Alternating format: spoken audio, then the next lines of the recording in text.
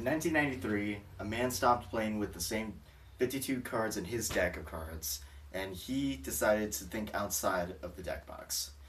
This man's name was Richard Garfield, and the card game he created was Magic the Gathering.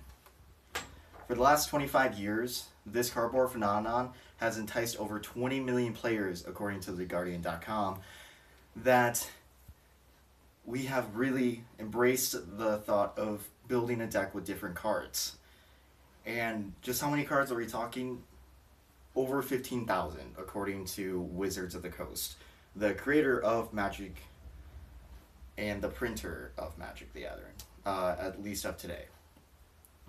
Now, this game had a lot of humble beginnings. In 1993, Richard Garfield was just another college student, and he couldn't really get the word out about the game. Of course, this was before the internet.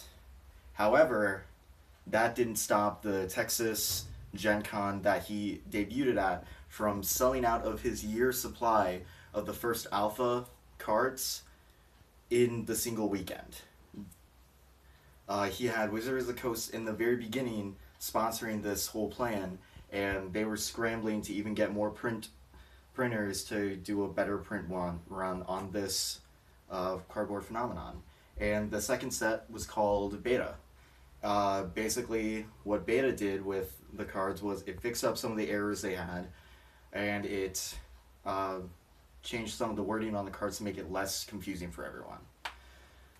The one after that, or the set after that, sorry, was called Revised, and it sounds exactly like what a revision would be. It was just like Beta, except it had even better wording. Everything was white border to signify that it was reprinted, and everything just looked a lot nicer.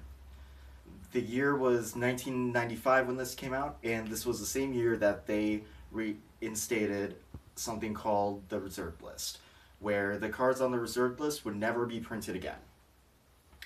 Also in the same year was their first actual expansion of the game called Arabian Nights that focused on the Aladdin story and themes of the Middle East.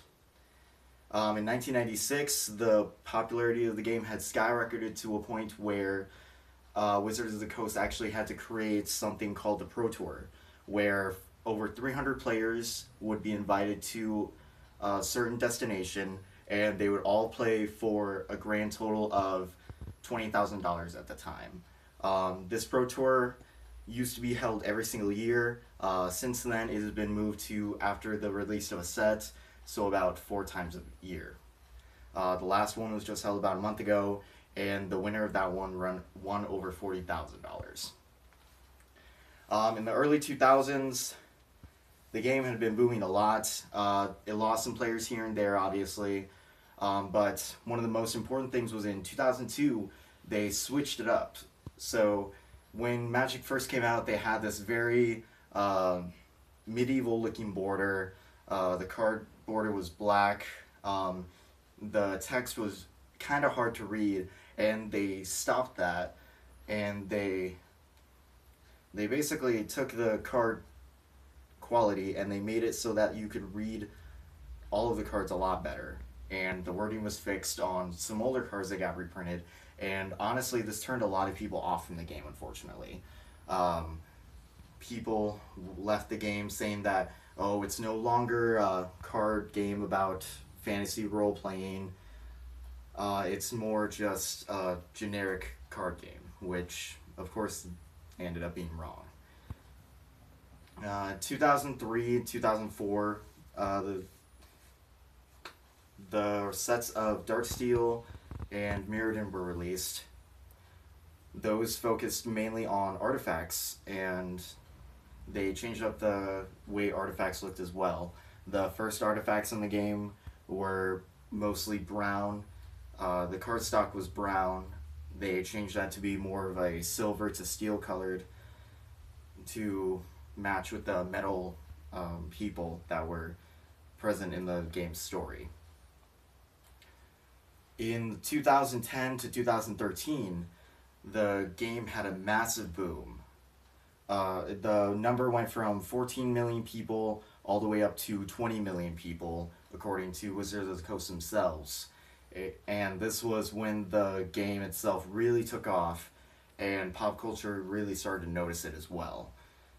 The name, the Magic the Gathering, got put into various documentaries made by not only Vice but Wizards of the Coast themselves, titled Enter the Battlefield, that focused on some of the professional players at the time.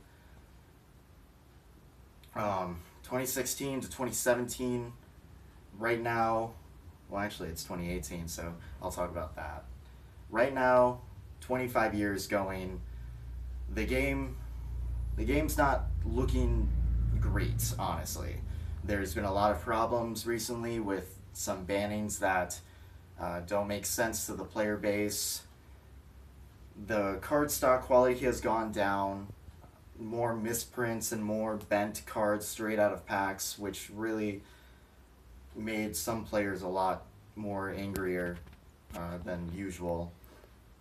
And then also the lackluster sets that have been coming out recently, designs that just didn't make sense to any of us players. So the future for it honestly is very unsure. I really hope that it picks up in the future. I love the game, and I've been playing it for about 4 or 5 years now, and it's really made a huge impact on my life, and I know it's made a huge impact on a lot of other people's lives. So, thank you all for coming today.